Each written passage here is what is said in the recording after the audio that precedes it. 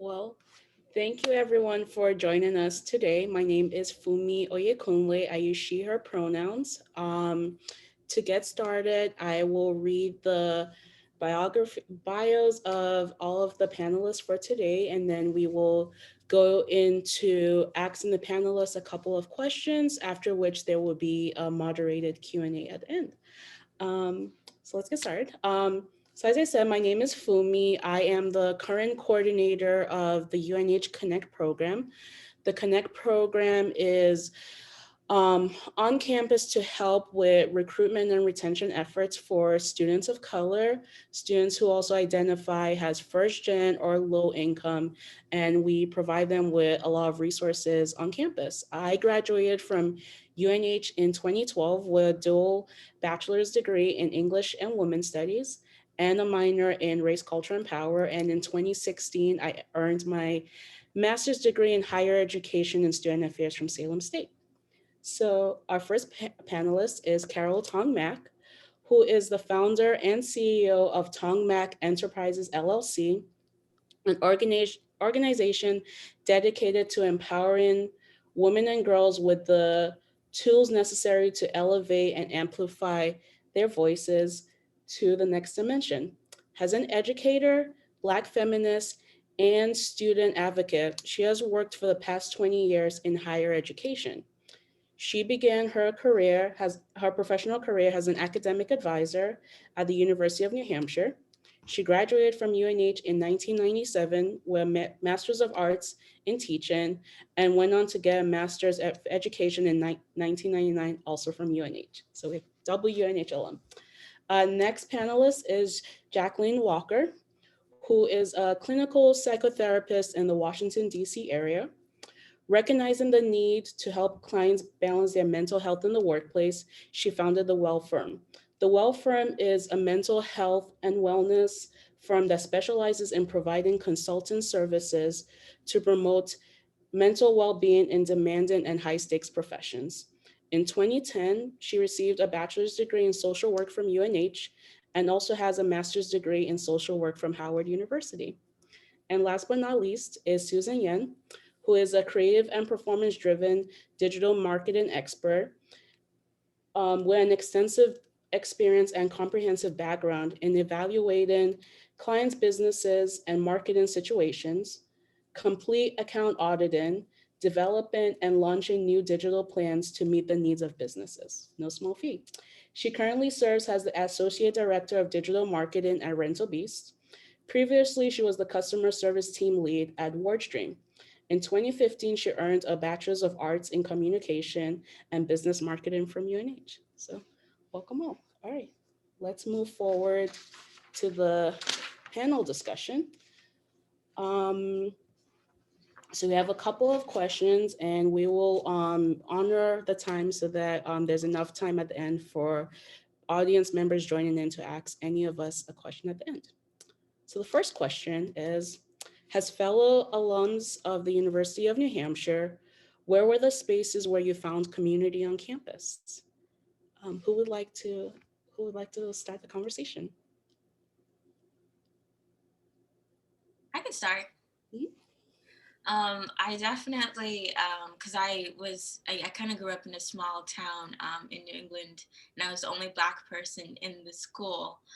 So being able to be a part of the Black Student Union was always something that I just learned a lot more about my own community, and just like getting invited to all the different events was a place that I felt like I was always welcome. If there's something going on, if I face something, as a person that's of color and grew up as the only person, being able to kind of discuss with other people that look like me, of like little things that I can't just like tell my kind of white friends that, hey, this is what happened, and have you gone through it. Like, they can never really understand the different things that you might be facing. So it was like, how do you go through those hurdles with kind of the surrounding group? So that BS Vaccine Union definitely helped me be able to have a conversation with someone else that might understand a little bit better. Thank you for sharing. Carol? Oh, absolutely. Thank you again for having me.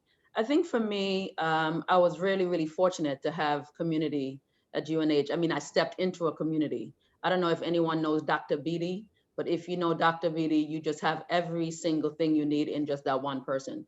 But again, I was really fortunate. I've always had Dr. Beatty, and I've also had, of course, the graduate school, because that's where I started working at the graduate school. They gave me a graduate scholarship to finish my education. And so when you can find community in the place where you work, and your supervisor and the people around you want you to succeed, there's nothing like it. And of course, we all know OMSA with Sean Mhm. McGee, Mr. McGee.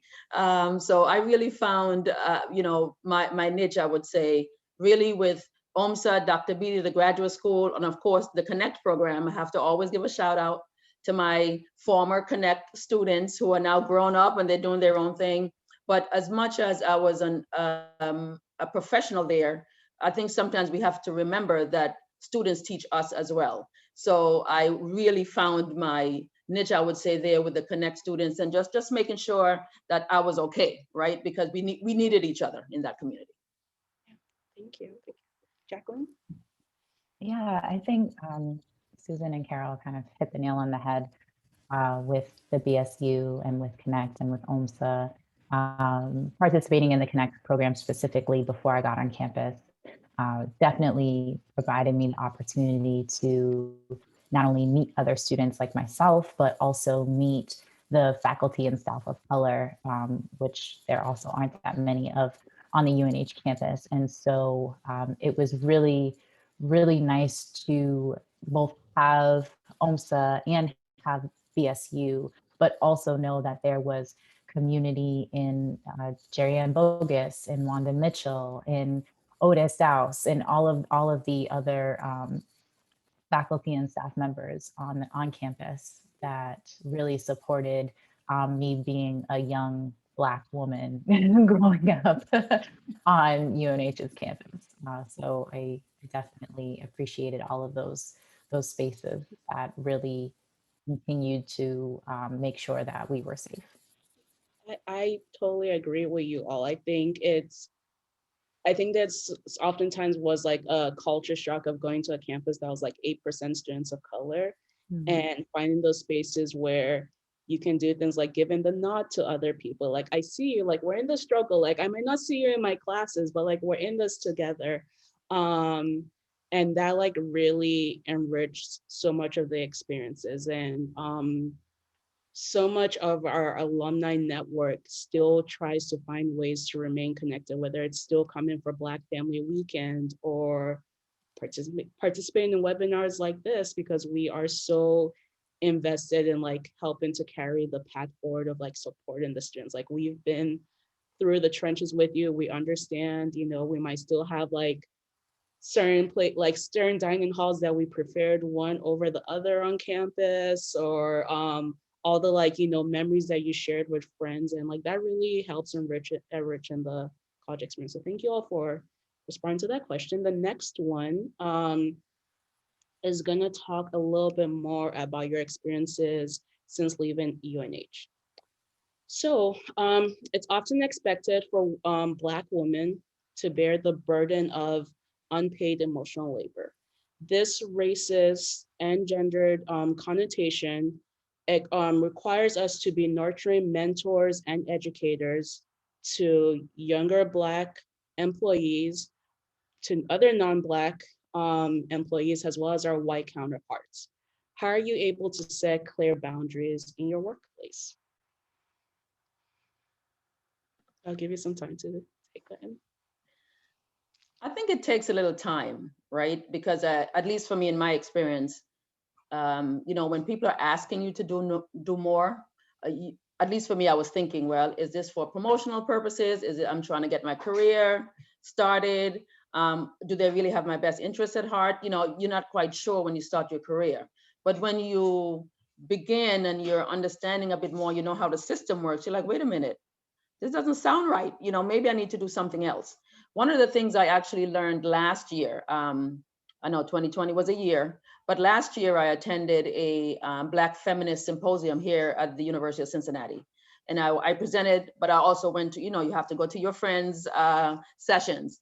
And one of my sister friends, her name is Dr. Devana Gatlin. She presented on a panel with some other folks. And one of the things she mentioned, and I have it here just because I wanted to make sure I mentioned this part, there's such a thing as an emotional labor tax, right? This is something that she created. And they presented about this. This was one of the many things they presented on. But she had, for example, endured your microaggressions. There's a dollar amount she added to that. Listen to your derailment or your fragility. There's amount of money for that. I just absolutely loved it because that was the first time I've seen, it was literally like an invoice. Of course, we realize, right, that there's not a dollar amount attached to our emotional and mental health. We already know that. But when you really add on this emotional labor tax, they owe us. They owe us a little bit of money, right? Because at some point, we may need our own therapy and our own counseling. So you're gonna have to have the money, right, to get that done. So I think for me, I set boundaries by listening and watching first, because I need to know my surroundings. Who's really here to support me, who's not? And then I have to have a conversation with that person or the supervisor or whomever about what I will and will not do. And then sometimes you have to explain yourself. And when you do, and they don't try to hear you, maybe you want to try one more time, because maybe they didn't hear you the first time. Because I try with a capital T to give grace. But at some point, I'm like, no, I cannot do this. I actually just mentioned in a meeting yesterday, no, I don't remember, maybe Monday, I mentioned in a meeting that I'm no longer just doing committees just because. Why are we just doing these committees? And at the end of the day, it becomes a white paper. It's on somebody's shelf. Nothing ever happens. I'm like, I'm not doing that anymore. I could do a task force, because there's a definite deadline and we know what these results are. Unless you're coming to the table with a committee saying, we have $200,000 to spend. Here's what we would like you on a committee to come up with what we're gonna do. Unless that happens, I'm not doing it. So, so sometimes you have to set your own boundaries. But for me, that's what I'm now doing. I've started maybe a couple of years ago, but I'm more adamant about it now. And I'm just really excited that, I'm hoping that we all can appreciate the emotional labor tax, because it really happens. It's there. Thank you for sharing.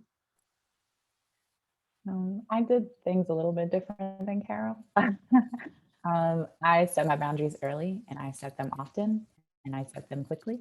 And therefore, these are the expectations, right? This is what I am coming with. This is what I am presenting with. This is me. This is my work. This is what I'm here for.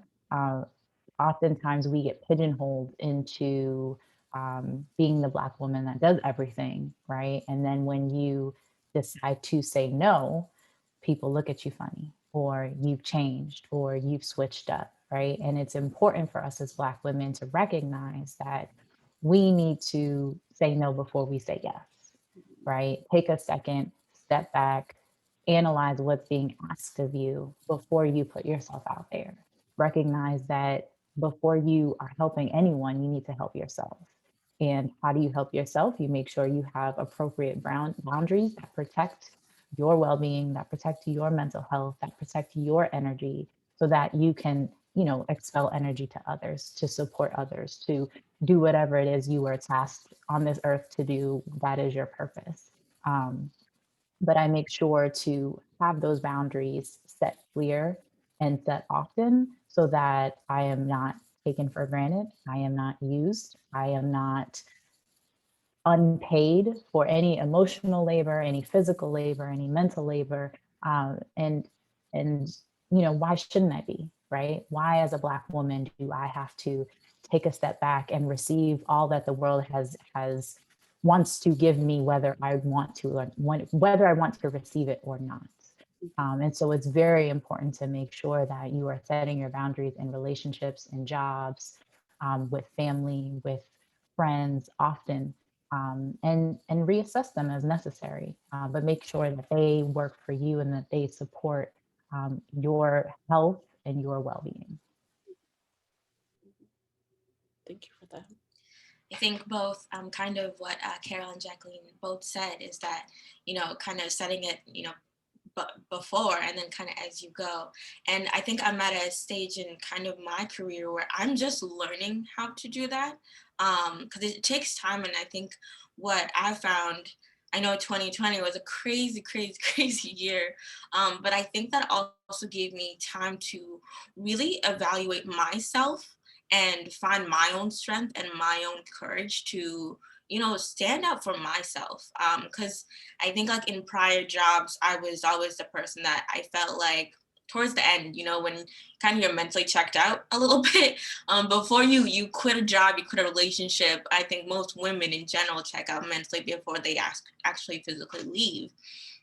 And what I've learned kind of just reevaluating my career, my friendship, and my relationships is that I don't need to push myself to that point where I'm working so hard. I'm working these long hours because I want that promotion when I see other, whether it's male or white women get that promotion prior to me. And I'm like, it's 9 o'clock every single day and I'm still here. And then just realizing one day, like, I don't need to do this. We don't need to do this anymore. So I think I've taken time to really just take a look at myself in the mirror and say, why are we doing this to ourselves? So we don't need, like, they will replace you like that at any job. So if you leave today or if you leave tomorrow, or, they let you go because they found someone that's willing to do the job and you're complaining, it's whatever. But so it's finding that strength in yourself. And now with my current position, I work with a lot of men, and I'm the youngest person kind of at that upper level. So it's putting your foot down and saying, I'm not. So in the beginning of even like, before I even signed the contract, I was like, these are things that I will not do. These are my morals. And I'm not, like, my lunchtime is my lunchtime. When work is done, work is done. I need a life, like just a balance in my life. And then if there's anything that's diversity related, hire someone to do that. My job here is not to educate you guys on diverse, especially last year with like everything going on and being the only woman of color, well, one of the few women of color at the company. And they would kind of come directly to me. And I'm like, no, your job is to go out there. There's so many resources. I'm more than happy to answer questions, but I cannot be the sole person to educate you guys. And then also on top of that, you're not paying me to have these conversations with you. So I'm doing my full-time job and also this is a job. And then like just kind of all that caused me to like, I have like depression and anxiety, and like last year it just escalated because now there's like this extra pressure. But one day I was just talking to my manager and I said, no, I will not do this.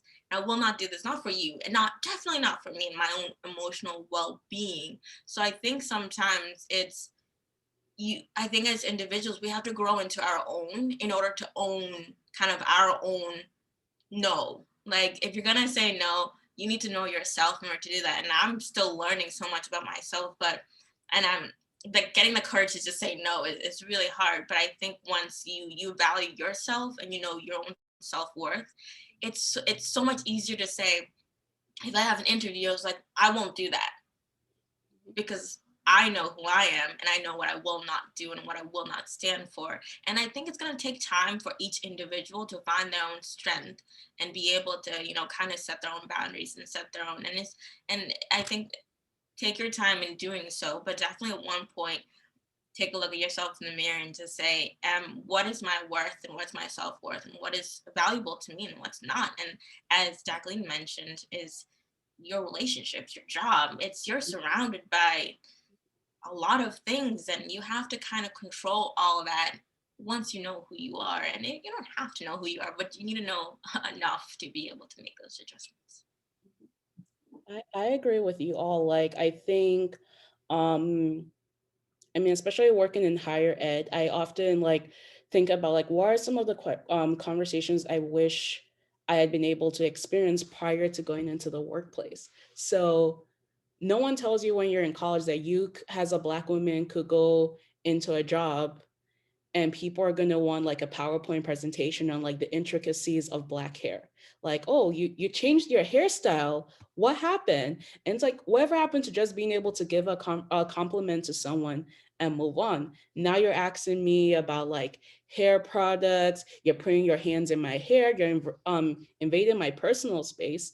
Um, and then they want you to also like, and most of the time it is like our either white or non-black colleagues who are expecting you to gently talk to them, and you're like, but I'm a human being, I have valid emotions. And pre-COVID, you're just like, I don't know where your hands have been, and now you're in my hair. Like, the hair products I'm using are not that cheap. And like, I'm just gonna now have like your essence and your negative energy in my personal bubble. And that can make you feel uncomfortable. And like, Lord, I lost track of how many times that happened. And then when I first started saying no, then it was like, but why would you accuse me of being like mean? Like, I'm a kind person. Like, and the person was like going down their family line, and I had to be like, this is not the Oprah Winfrey show. Like, I am not a moderator who is gonna like, have you share your personal journey with me. Like, you did something wrong. And if you're comfortable enough to do that as my colleague, that means you're comfortable enough to do that with other students. And that's a huge red flag right there. Because if we're saying that, our clients or our students are like at the center of what we do, and we're creating hostile environments where we're othering them, what makes them feel like they belong here? What makes them feel that they're visible, that their stories are affirmed and we hear them? And I've had conversations, and like some people eventually get years later, but many of them at large never apologize for that behavior. They just attribute it to you being difficult, or an angry Black woman, or I missed you on the wrong time. There was something I saw online that said that Black women are not allowed to be introverted in the workplace. Under no circumstances are you allowed to be introverted. You couldn't just mind your own, do your 40 hours and clock out, because the moment you give that narrative that like you're indifferent, or that you rather focus on your work than any outside unpaid labor, you're no longer a team player. You could be like, maybe I don't want to like join in on your conversation in a staff meeting where you're bad mouthing your spouses and your children. Like, when something like that happens, I'm like, when did this turn into a Dr. Phil show? Like, here's a list of local therapists that you can go talk to. Like, I don't think that the staff meeting should be for that. But then if you don't participate, and then when it's time for your performance review, then you are the absolute worst employee. We don't even know why we hired you. Maybe we only hired you to fulfill a diversity quota, but we don't really care about making you feel validated in the workspace. And this is almost like a perfect transition to the next question. Have you ever worked in a job where you can show up as an authentic Black woman? If you have or haven't, what would a workplace that celebrates and affirms your racial and gender identity or expression look like?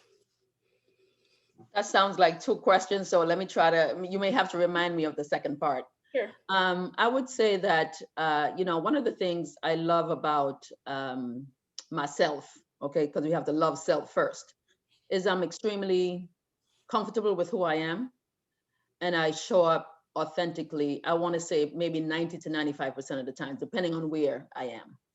And so when I showed up for my interview here at the university, I wore my head wrap because that's part of who I am. I'm not going to subscribe to, this is the way that you're supposed to look at whatever interview, or, these standards that they've set up for us, because trust me, they've set it up for us. And I wanted to make sure that I brought my culture with me, because every space I enter, I bring my culture, I bring my grandmother with me, I bring the ancestors, because we're going to need them all, right? And so I would say for me, I wanted to make sure that I showed up at the time very authentically. So what was the second part of the question? What would a workplace that celebrates and affirms your racial and gender identity or expression look like? It would be a place that hopefully they'll value you, you know, your authentic self. Because people will say that they want something, but when you actually show up authentically, it's not what they expected. So now they want to pull back a little bit because it's the word authentic meant something different for them. So I think we were talking about setting boundaries early. Sometimes you may have folks in the workplace who may want to, because I'm from an island in the Caribbean, you know, they never want to talk about history. They don't want to talk about anything else. They just want to talk about, oh, let's talk about the beaches. But there are people who live in these places. It's not just about the beaches or in the different islands. It's not just about, oh, you know, or people would say, you know, certain words like, hey, man, you know, I'm like, first of all, I don't know where you got that from. But aren't you Jamaican? No, I'm not. I'm from another island. I realize Jamaica may be one of the two places, you know, besides the Bahamas. But no, and we don't all speak that way. And so you have to really set those boundaries early, saying, okay, here's where we are.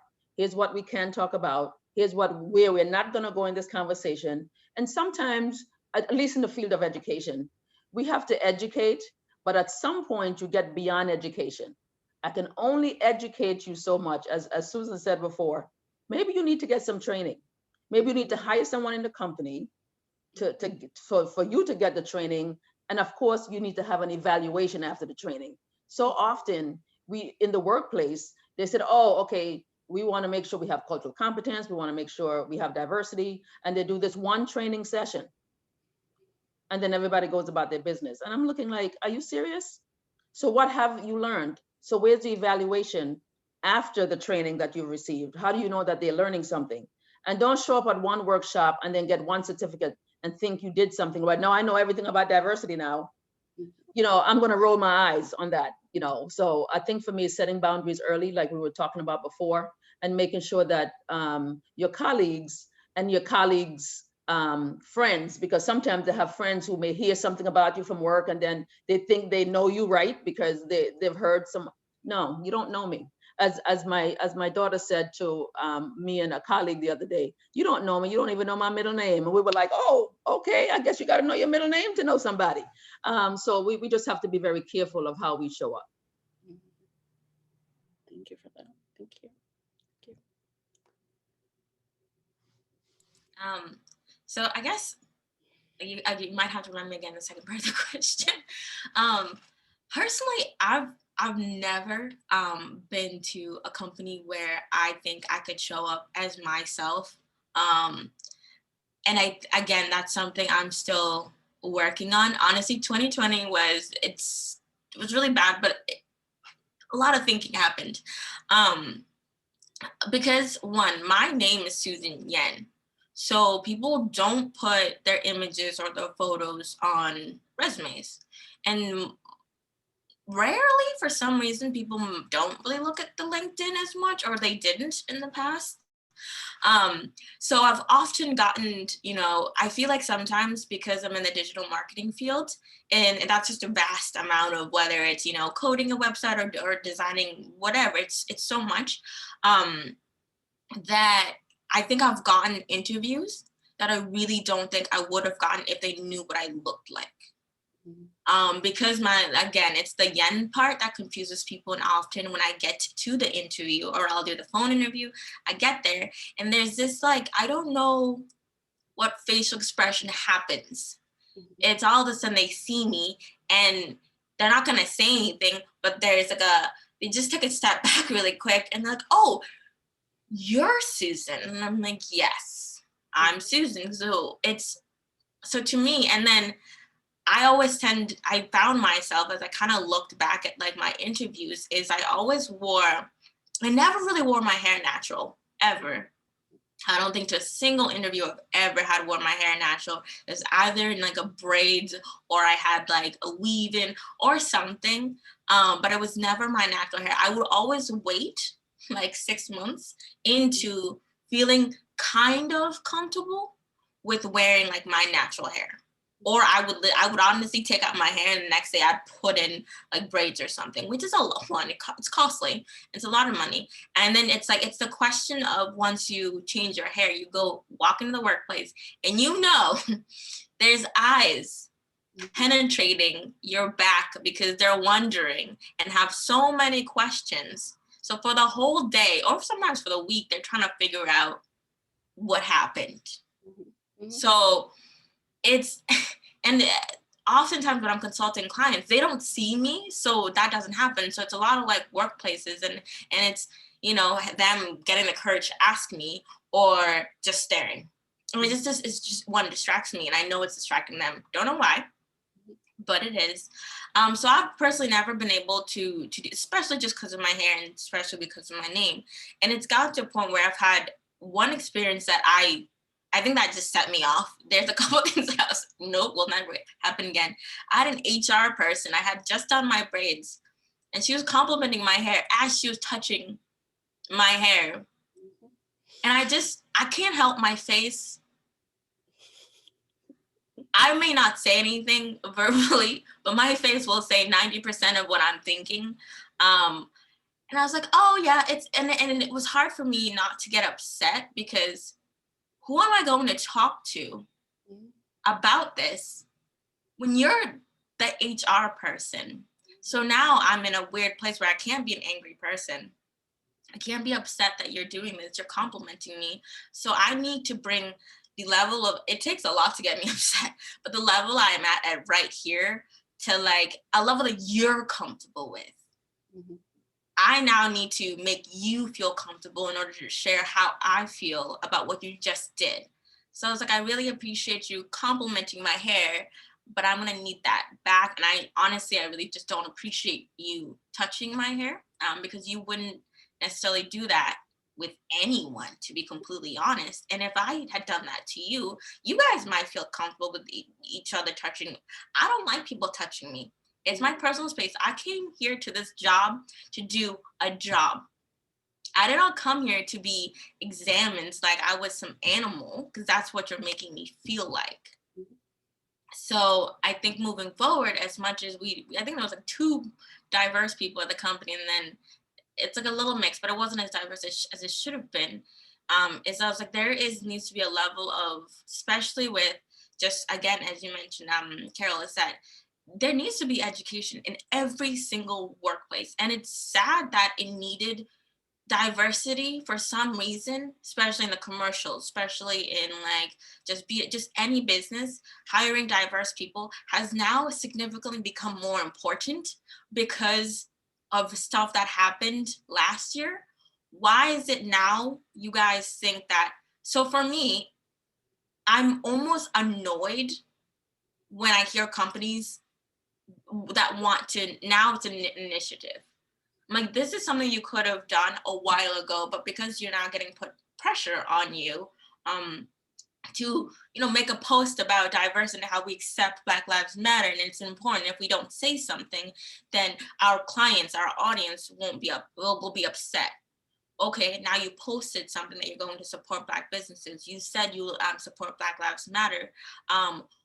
But what are you going to do about it? Words can be words. People can speak 110 different lies. But if you're not putting anything behind it, then what does it actually mean? Are you going to donate to Black businesses and support small Black businesses? Are you going to have consistent courses and studying? Because there's a lot to learn. And there's a lot of anger and there's a lot of fear that has been ingrained in every single diverse person there probably is. So we've been sweeping so many things under the rug that now that it's kind of been brought out, and I don't even think all of it has been brought out. So I'm like, well, there's a lot of stuff that we need to polish. We're in no place anywhere, no business. I really don't think any business has no place to say that they are diverse and they understand. If they say that, I'm in awe, because I'm like, it's gonna take you years for me to understand and say, okay, I think you guys are close. So for right now, it's like, post whatever you want to post, and to say whatever you want to say. I need to be able to walk into a company and see other people that look like me, see other people that have the same hairstyle, see other people be comfortable in who they are, and not people look around and go, wow, how did your hair get long and short all of a sudden? How did your hair get short? It's my hair. I'm not trying to make a statement from this. It's just me, and that's okay. And you also need to say, wow, that's okay, and move on with our lives. But right now, I think every single company needs, it's a lot of work. A lot of work that needs to get done. And I think that answers my question. Yeah, thank you. I'll turn it to Jacqueline if you want to answer question as well. Oh no, I think they hit the nail on the head, so we can move on. Well, it's definitely helpful because, like, you know, what Susan was saying resonated with me so much. Like, I can't tell you how many times people have reintroduced themselves to me when I've changed their hairstyle. I'm like, it's the same face, the same, you know, cheeks and bone structure. Like, it hasn't changed. It's a different hairstyle. I was in a meeting once where I was sharing the experiences that my first job out of college. Um, I was having a conversation with my mom, and she was telling me, like, you need to put a wig on. If you do not put a wig on, there you're not going to get hired for any of these jobs. And I think about how like very binary the language we have about being professional for interviews. Whether we're telling people who identify as women, like, you need to put on like all the foundation, like you need to look like you just stepped out of like New York Fashion Week to go for the interview. They're not going to care about your resume. It's going to be about the look. If you're a guy, just look like you showered. But you know, that's all we're asking you. We're not going to require anything more. But then when you're a Black woman, it's that additional layer of, are you going to see me for me? Like, if I show up with different hairstyles, if that's my choosing, are you going to like use that to say that, I'm not professional? If I am assertive, are you going to now say that that's something that's negative? I will tell you that I have been personally told repeatedly that my emails come off as overly aggressive, or that like I struggle with communication. I'm like, English major and having communication things did not mesh well together. But it's this like feeling of, if you're a Black woman and you're assertive about your boundaries, of your expectations, you are not being feminine enough. So like you need to be a little bit softer. When Sheryl Sandberg was talking about how women needed to lean in more, but it's like Black women have been doing that from the beginning of time. We are expected to nurture and heal everyone else, not ourselves. We are expected to carry everyone else's burden. That's why every time there's an election cycle, we're looking to Black women.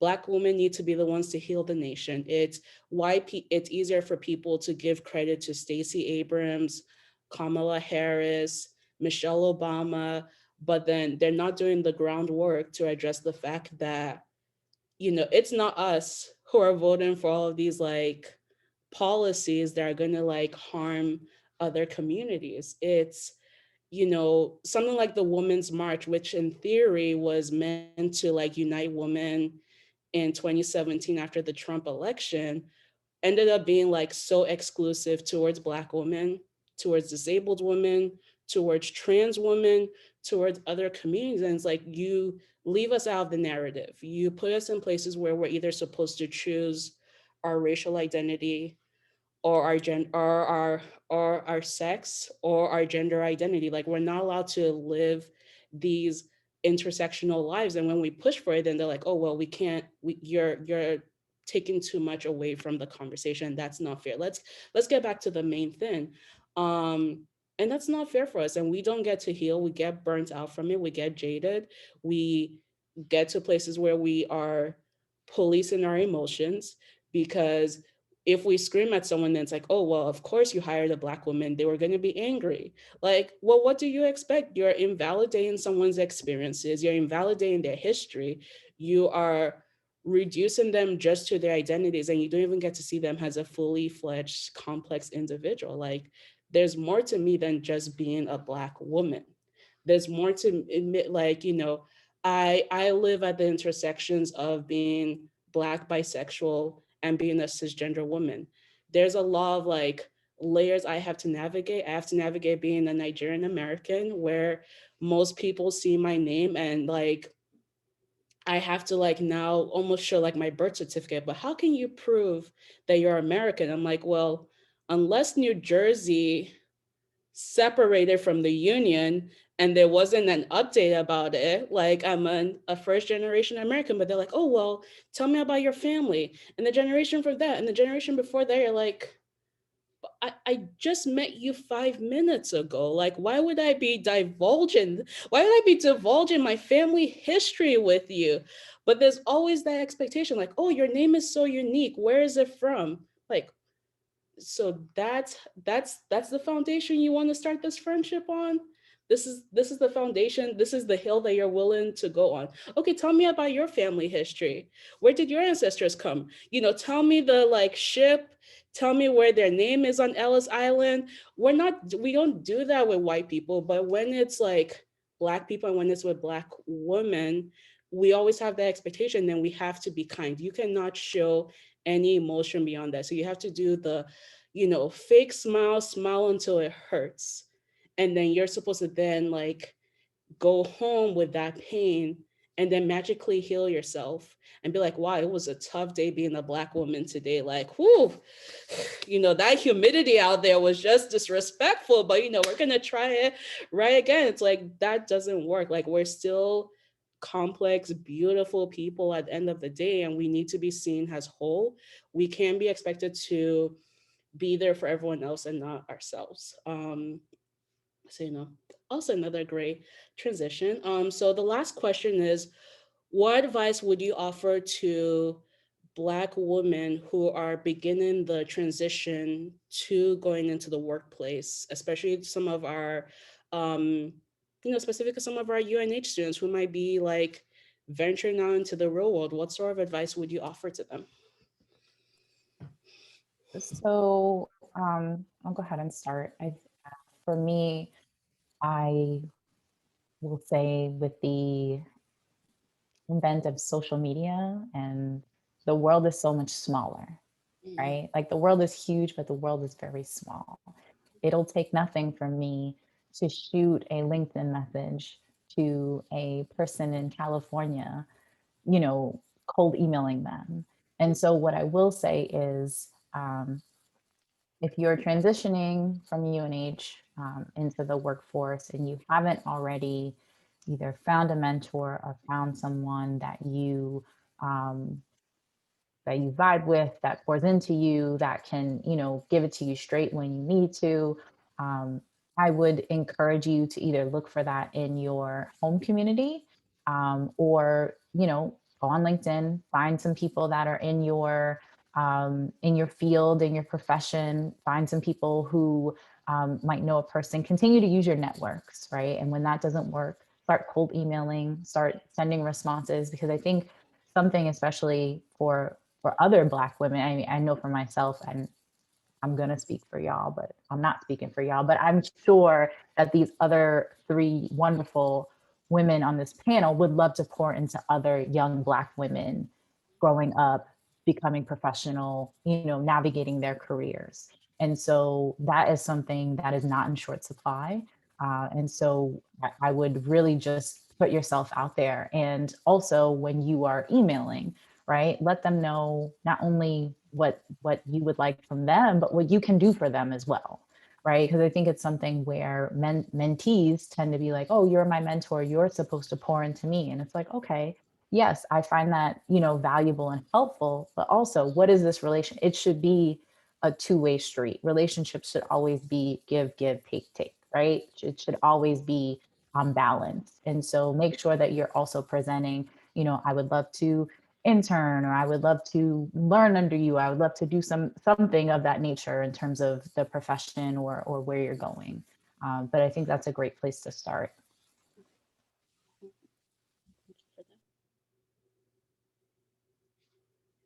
Carol? Thank you. I think, well, I want to echo what Jacqueline said. Did I say that right? Did I say your name right? I messed it up the first time. That mentorship is key.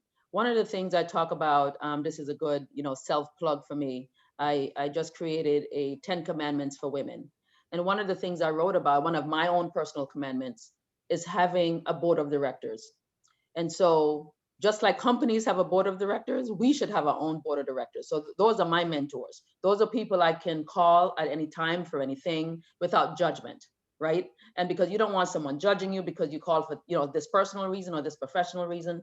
So we have to have a board of directors, which includes a board of directors, which includes our mentors or someone that we want to, or sponsorship, right? And so that is so key for me. And also, one of my other commandments is having sisterhood. Wherever you go to work, you have to find a group of sisters that have your best interest at heart. They want the best for you. They want the best for your personal life. They want the best for your career. We have to find those people because none of us started in our professional lives and in our roles knowing every single thing. You know, we don't. We're actually learning as we're going. Some things we've heard before, at least for me, some things I've heard before because, as I said before, I worked at the graduate school. I listened to the more seasoned folks that work there. I think that's one of the things we sleep on as younger professionals.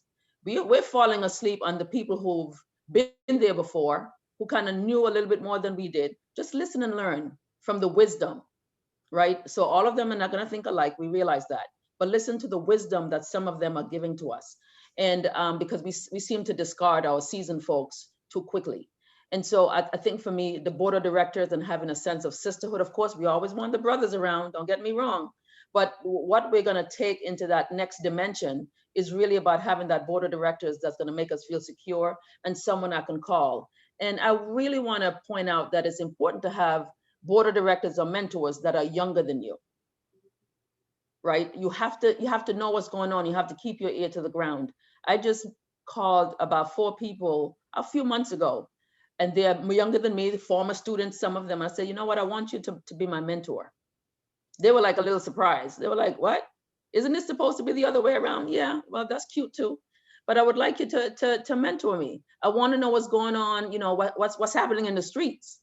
You have to know what's happening in the streets. So you can't just live in this bubble and think that your world is the only one that matters. I want to know what's going on around me. I want to know what's going on in the LGBTQIA community. I want to know what's going on in this other community. So I have to make sure that I have those people around me that are younger and they know what's going on. I may not be paying attention to a lot of stuff. I may get caught up in whether it's family or work or creating my business, but then I miss something. I don't want to miss anything about Cardi B. You know what I mean? I don't want to miss. I mean, I know some people say something else, but I don't want to miss that. I want to know, like, oh, is that really what's happening out here in these streets? And I also want to know what's happening on the higher professional level, right? What's going on in the White House and in Congress and the nonsense we saw a couple of weeks ago. So you have to keep your ear to the ground and having the right people around you. Yes, to all of that. Sorry guys. Definitely both. I think both ladies have such like echo both of you. I think definitely with mentorship, having a job of directors is definitely important. Especially UNH has like the alumni network, which when I first graduated from college, which was like 5 years ago, I think, I was so scared, to be completely honest, is I was so scared to get into this workforce because I don't think anyone, I could be wrong, I don't think anyone's ever prepared for what it's really like once you step into a job, a career. You might find that, oh, I went to college for this, but I don't like it at all. I don't actually like doing it. Studying it was fine, but doing it stinks.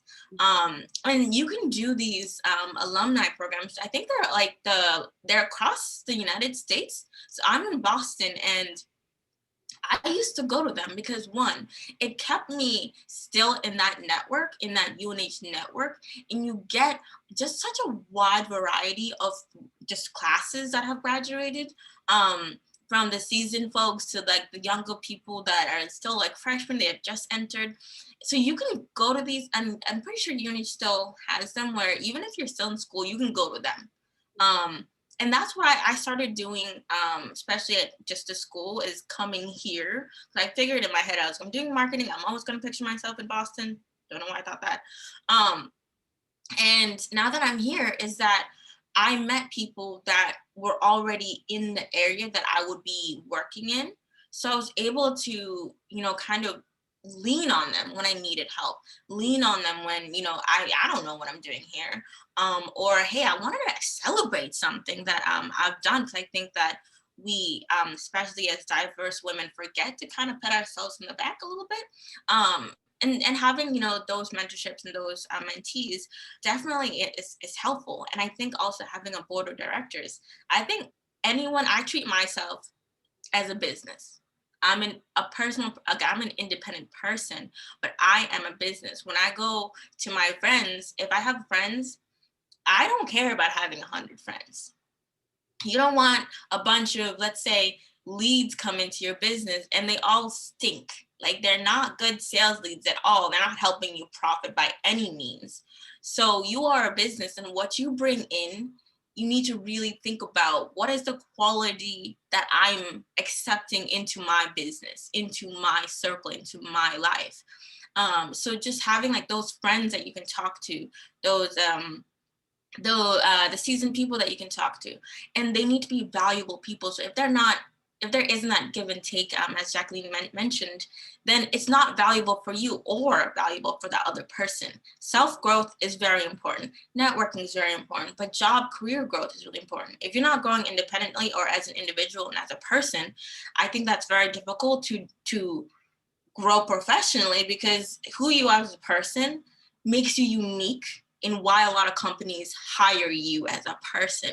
You might have the same resume as someone else, but having all these valuable people surrounding you is what's going to separate you from someone, that other resume that you might have, that it's a copy and paste. That's basically what, you know, why you talk to these the recruiters, is they find similar resumes. So how do you, and I've had, the UNH has they have the interview sessions that you can do. So if you have a job lined up or something, UNH offers so many different things that are just outside of going to school or going to classes and doing these things. Look around for these networking events, go to them. I don't care what profession you're in.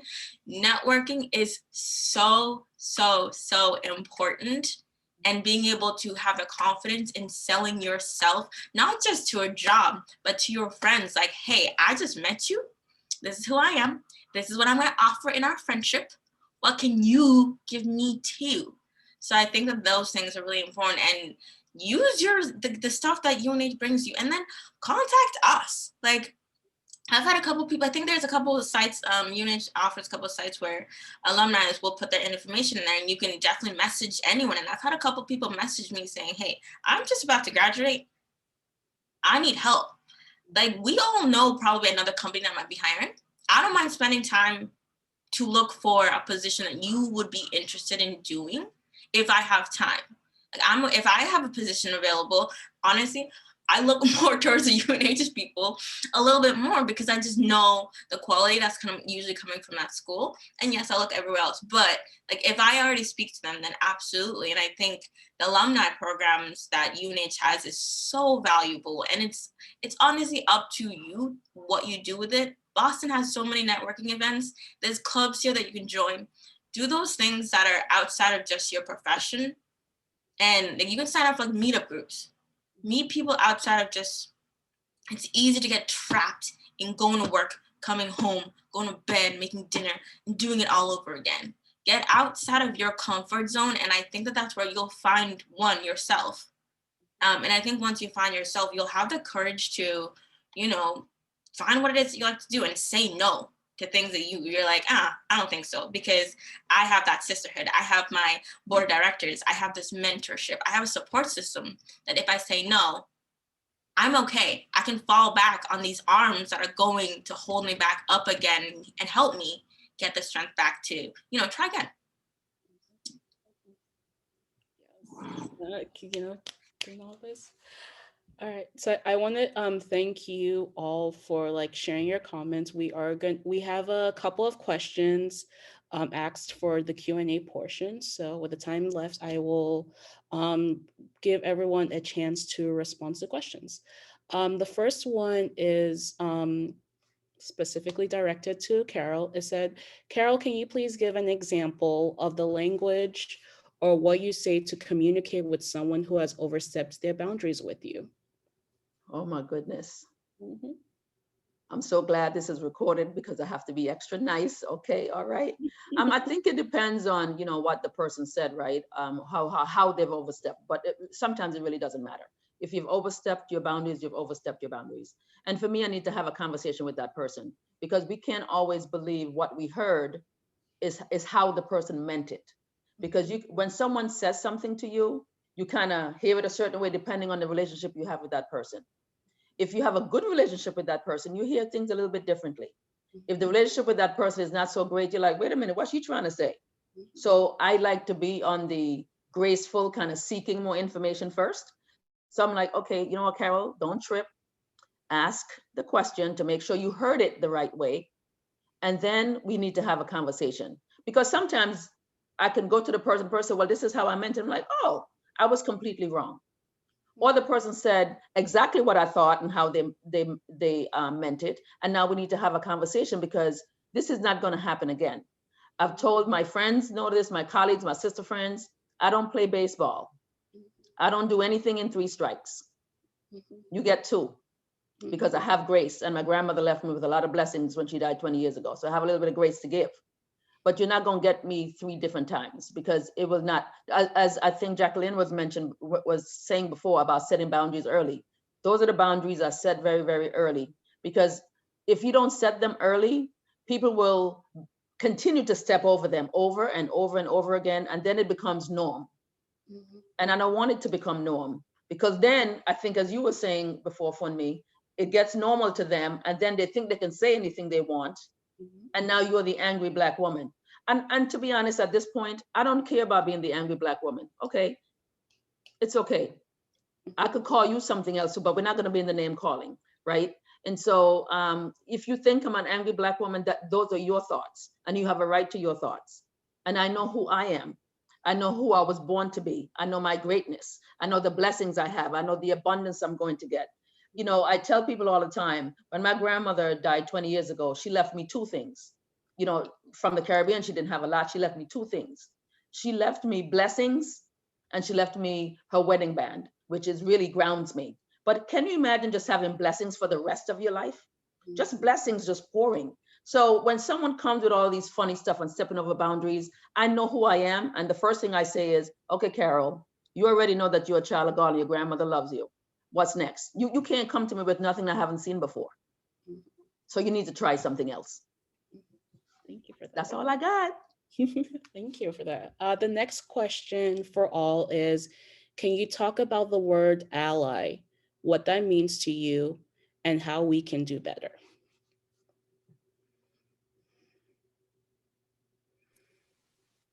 I'm going to go first because I actually have to leave at 1 o'clock. So I haven't heard this word since I was at UNH. In this context anyway. So what does ally mean to me?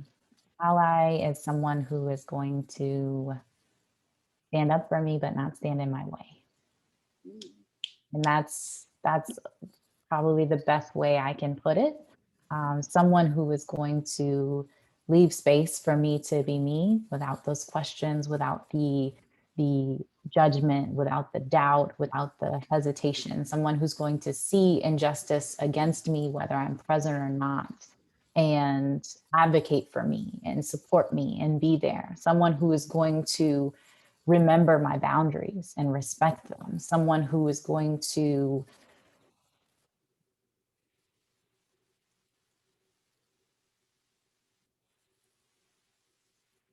just treat me the way they want to be treated, right? The way that they deserve to be treated. They're not treating me like someone at a petting zoo. They're not treating me like some anomaly that has come to the world, right? I am just a person, right, with all of the identities that I encompass, and they are recognizing that, they are accepting that, and they are moving accordingly. And that's probably the best way I can define ally. The reason for my hesitation early, because as time has gone on, right, as I've gotten older and gotten in this professional life, I no longer have space to educate people how to be allies, right? I don't have that educational bandwidth anymore. And so there is no one in my circle, there's no one in my atmosphere where I can say this person isn't an ally, or I have to tell them how to be an ally, right? Or something, missteps happen, they always happen, but there's self-reflection and there's a catch that that person themselves is making and saying, you know what, oh snap, that was inappropriate and I'm sorry, or that was wrong.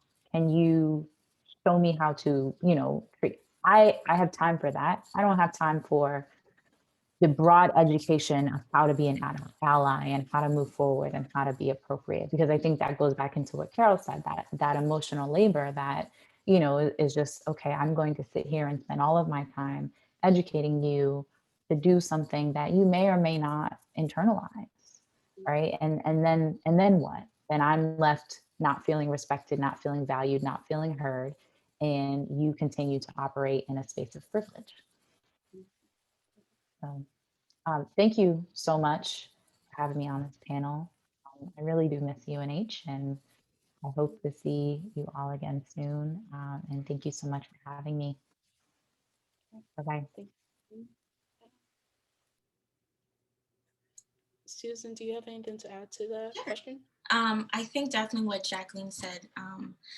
To be completely honest, I think I never really understood what being an ally really meant. I think because I was so independent and having to be like such a strong person all the time, that I didn't really care who like when you're surrounded, I guess growing up, when you just want like a lot of friends, and you don't really think about the quality of friends you have. And when you go through hard times, that's when you realize who's going to be there and who's not going to be there, And it shouldn't take you to get to a point where you're desperate or you're in that much pain to figure out who's going to be there by your side. You shouldn't have to do that. And unfortunately, in the world that we live in, that's kind of what it's become. And that's just normal, is that when that suffering becomes just can't do this anymore, that's when you start to realize, oh, wow,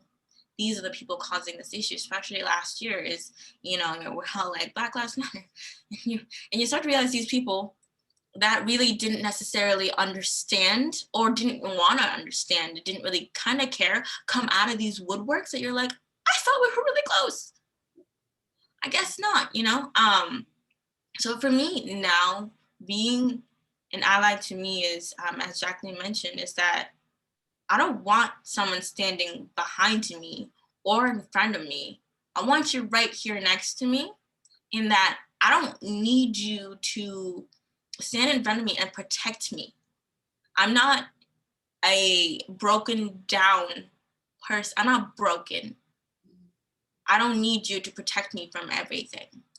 What I need you to do is when there's things, there's policies, when there people are saying things, when there's conversations happening outside of it being just around me, is in your own personal world, I need you to speak up. Mm-hmm. I need you to say, hey, because of who I am as a person, I don't like this at all. I don't need to witness you being a part, like I don't need to witness you being a kind person. It's just it's you being that I want to be treated as, as I would treat someone else. But I feel like sometimes that's, people don't care how they're treated, so they don't care how they treat other people. But like just being able to, one, take your own time and educate yourself. Don't come to me and ask me a bunch of questions like, what book should I read? What, the internet, it's really great. So great. Go look it up. Because take your own initiative to do and educating yourself. We're all at a time right now where, one, we're all stuck at home. You have time in your hands, and you make time for things that are important to you. And if being an ally, and you might not completely understand what someone has gone through, but you can say, you know what, I might not understand you, but I'm here. And I'm learning, and I'm going to try to just be a better person. That's it. Just be a better, it's free. It's free to be kind, and it's free to take your, I mean, time is expensive, but if you're going to use that little bit, even if it's like 5 minutes, a couple of, there's podcasts, there's so many different mediums that you can use to grasp and some sort of understanding of what's going on in the world, that you don't need that one Black friend to go to answer all your questions. I will not, no, not anymore. Go use the resources. And then if you have important questions, then I'm more than happy to answer. But take your time, take that time and go educate yourself. Like, that means more to me than just being like, oh, I didn't know. Okay, good, you didn't know. Well, now we don't need to know each other. Like, that's just where I am. I don't need this. There's millions of people in this world. Trust me. One less ignorant, a person that doesn't take time to understand other human beings and just learn how to be kind. I don't need that. The world has a lot of kind people that are willing to do that. I'm no longer, no, there's not, as both Carol and Jacqueline mentioned, we don't have time. Black women do not have time. I would love to stop being such a strong person. I'm tired. Like, strong people are exhausted. We get exhausted. And help me not be so tired. Go do your research. Go do the stuff that you need to do. So that's what I think. It's don't push me to come out of my hole that I'm in.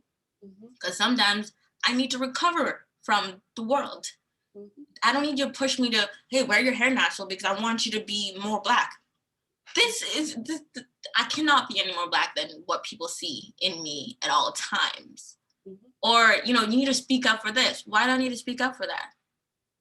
I don't need to join these things to be who I am. Maybe it's time that I don't need you to push me. I also don't need to protect me all the time. I'm a strong, independent woman.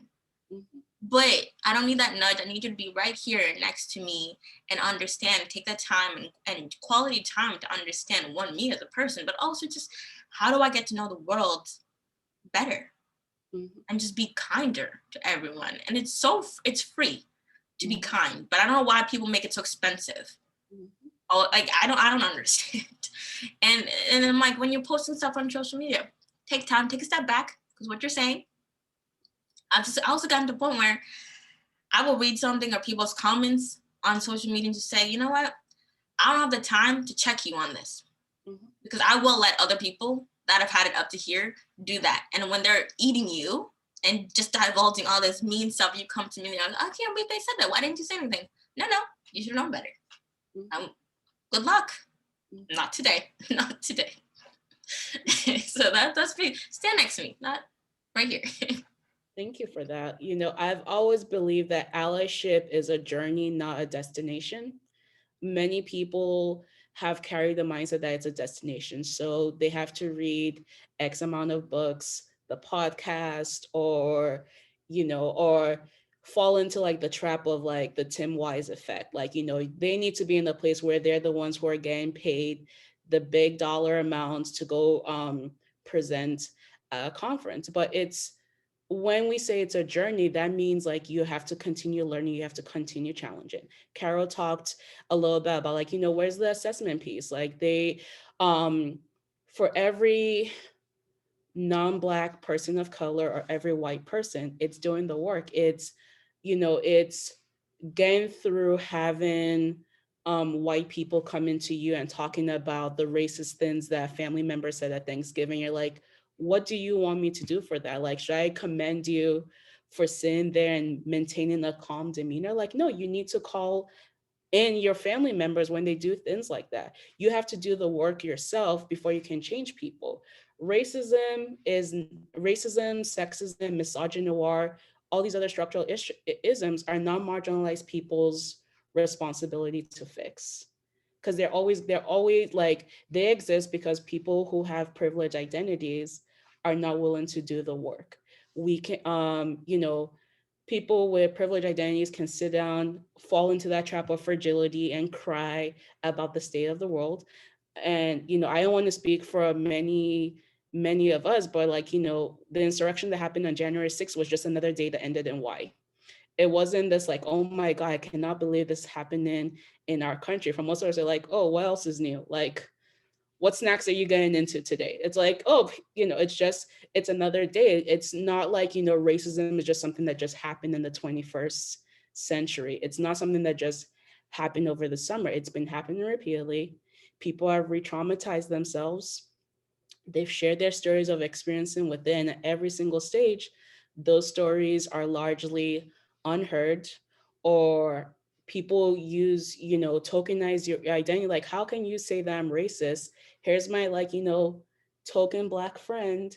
Or, here's the one person I know who is from that community. And it's like you're using their bodies as proxy to hold yourself from being accountable. So it's like you have to be held accountable.